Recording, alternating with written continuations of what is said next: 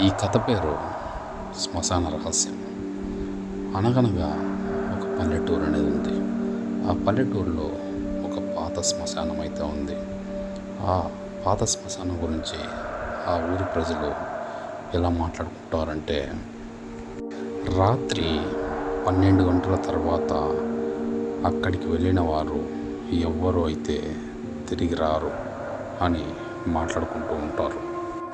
కానీ పట్టణం నుంచి వచ్చినటువంటి అజయ్ అయితే ఆ మాటలను పట్టించుకోడు. అంతేకాకుండా అజయ్కి హర్రర్ మీద చాలా ఆసక్తిగా ఉంటుంది. అతను రాత్రి 12 గంటల తర్వాత ఒకరోజు తన కెమెరాను తీసుకుని, అలాగే టార్చ్ లైట్ తీసుకుని ఆ శ్మశానం వైపు అయితే వెళతాడు. ఆ సమయంలో చంద్రుడైతే వెనక్కు దాక్కున్నాడు. చెట్లన్నీ ఎండిపోయి కదులుతున్నాయి. అక్కడున్నటువంటి సమాధులపై ఎర్రటి పూలైతే ఎండి పడి ఉన్నాయి. అజయ్ చెవిలో గాలి శబ్దం మాత్రమే వినబడుతూ ఉంది. అక్కడ ఒక మూలన శవగృహ అయితే అజయ్కి కనబడుతూ ఉంటుంది. అజయ్ దానిని చూడగానే దాని వైపు టార్చ్ వేసి దానిలోనికైతే అడుగు పెడతాడు. లోపల గోడ పైన రక్తపు మరకలు మాదిరిగా గాఢమైనటువంటి మచ్చలైతే ఉన్నాయి. అక్కడే మూలన ఒక చుక్క పెట్టయితే పడి ఉండడం గమనిస్తాడు. వెంటనే అజయ్ తన కెమెరాని తీసి వీడియో రికార్డ్ చేయడం అయితే మొదలు పెడతాడు. అప్పుడే టక్ టక్ టక్ అని కట్టెల శబ్దం అయితే వినిపించింది అజయ్కి. అప్పుడు ఆ పెట్టయితే కొద్దిగా కదిలినట్టు అనిపించింది. అజయ్ ఆ పెట్టె వైపు అయితే వెళ్ళాడు. అయితే ఆ పెట్టె లోపల నుంచి ఎవరో పెట్టెను తడుతున్నట్లు అనిపించింది అజయ్కి. ఉన్నట్టుండి ఒక్కసారిగా ఆ పెట్టె మూత అయితే పగిలిపోతుంది. ఆ పెట్టెలో నుంచి ఒక ఎముకల చేయి అయితే బయటకు వస్తుంది. అది చూసినటువంటి అజయ్ గట్టిగా కేకలు వేస్తూ పరిగెడతాడు. అప్పుడు వాటి తలుపులు వాటంతటవే మూసుకుపోతాయి. అప్పుడు అక్కడున్నటువంటి గోడల మీద రక్తంతో రాసిన అక్షరాలు స్పష్టంగా అయితే కనిపిస్తాయి. నీవు ఇక్కడి నుంచి తప్పించుకుని వెళ్ళలేవు అని అజయ్కి కనిపిస్తుంది. అప్పుడే చీకట్లో నుంచి ఒక రూపం అయితే క్రమంగా బయటకు వస్తుంది. అది తెల్ల చీర కట్టుకున్న శ్రీదెయ్యం. ఆమె కళ్ళు ఎర్రగా మండుతున్నాయి. కంటిలో నుంచి రక్తం కారుతూ ఉంది. ఆమె అజయ్ వైపు నెమ్మదిగా నడుచుకుంటూ వస్తూ ఉంది. వచ్చి ఆమె ఇలా మాట్లాడుతుంది. ఆమె ఇక్కడే కాల్చబడిందని, ఆమె శరీరం నశించిందని, అయితే ఆమె యొక్క ఆత్మ అక్కడే ఉందని చెబుతుంది. అయితే ఆ ఆత్మకి శాంతి లేదని చెబుతుంది.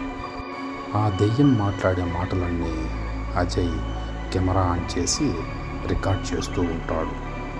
అయితే ఆ కెమెరాలో ఆమె ప్రతిబింబం కాకుండా ఆమె చనిపోయి పడుకున్నటువంటి శరీరం అయితే కనిపిస్తూ ఉంటుంది. ఆ సమయంలో గాలి ఒక్కసారిగా గట్టిగా అయితే వీస్తుంది. ఆ శ్మశానంలో చుట్టూ అయితే అగ్ని వలయాలు ఏర్పడుతుంది. అజయ్ భయంతో ఒక్కసారిగా గట్టిగా అయితే కేకలు వేస్తున్నాడు, రక్షించండి, కాపాడండి అని. అయితే ఆ కేకలనేవి అజయ్ నుంచి బయటకు వస్తున్నాయి, కానీ బయటైతే ఎవ్వరికీ వినిపించడం లేదు. అజయ్ మరింత గట్టిగా కేకలు వేస్తున్నాడు, అయినా కూడా అతని గొంతు ఎవ్వరికీ వినిపించడం లేదు. అక్కడున్నటువంటి దెయ్యం అజయ్ దగ్గరకు వచ్చి అజయ్ చెవిలో ఏదో చెబుతుంది. అది ఏమిటంటే, ఇప్పుడు నువ్వు శాశ్వతంగా ఇక్కడే ఉంటావు అని చెబుతుంది ఆ దెయ్యం.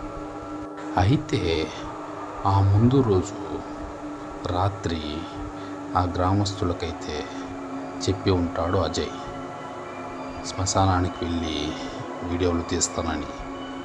అయితే ఆ మరుసటి రోజు ఉదయం ఆ శ్మశానం దగ్గరకైతే ఆ ఊరి వారు వస్తారు. అయితే అక్కడ అజయ్ కనిపించడు, కానీ అతని యొక్క కెమెరా అయితే అక్కడ పడి ఉండడం గమనిస్తారు. ఆ కెమెరాని ఆన్ చేసి చూడగా అందులో ఒక చివరి సన్నివేశం అయితే ఉంటుంది. అది ఏమిటంటే, అజయ్ రక్తంతో కూరుకుపోతూ పడిపోతూ ఉంటాడు. అప్పుడే కెమెరా ముందు ఒక పెద్ద చేయి వచ్చి కెమెరా ముందు ఆగుతుంది. ఆగి ఆ కెమెరాను మూసివేస్తుంది. అది చూసినటువంటి ఆ ఊరి వాళ్ళు ఆ కెమెరాను కూడా అక్కడే మట్టిలో అయితే పూడ్చేస్తారు. ఆ సంఘటన జరిగినటువంటి కొన్ని రోజుల తర్వాత నుంచి ఆ శ్మశానం దగ్గర రాత్రివేళ కెమెరా లైట్స్ ఫ్లాష్ అవుతున్నట్లు చెబుతున్నారు ఆ గ్రామస్తులు. ఇది ఫ్రెండ్స్ స్టోరీ. ఈ స్టోరీ మీకు నచ్చినట్లయితే మన ఛానల్ని సబ్స్క్రైబ్ చేసి మన వీడియోకి లైక్ చేసి వీడియోని షేర్ చేయండి. Thank you for watching. Thank you. మరొక భయంకరమైన కథతో రేపు కలుద్దాం.